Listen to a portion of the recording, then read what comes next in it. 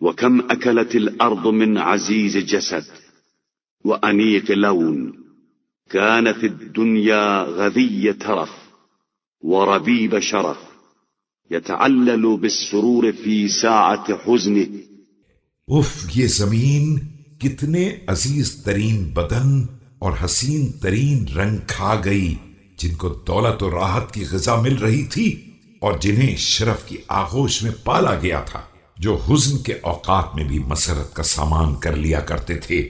ويفزع إلى السلوة إن مصيبة نزلت به، ذنا بغضارة عيشه وشحاحة بلهوه ولعبه، فبينما هو يضحك إلى الدنيا وتضحك إليه في ظل عيش غفول إذ وطئ الدهر به حسكه۔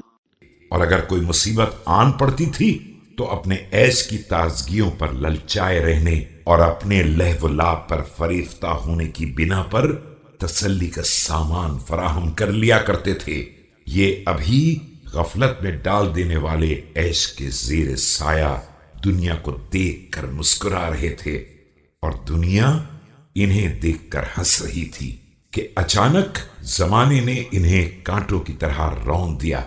ونقضت الأيام قواه ونظرت إليه الهتوف من كثب فخالطه بث لا يعرفه، ونجي هم ما كان يجده، وتولدت فيه فترات علل آنس ما كان بصحته۔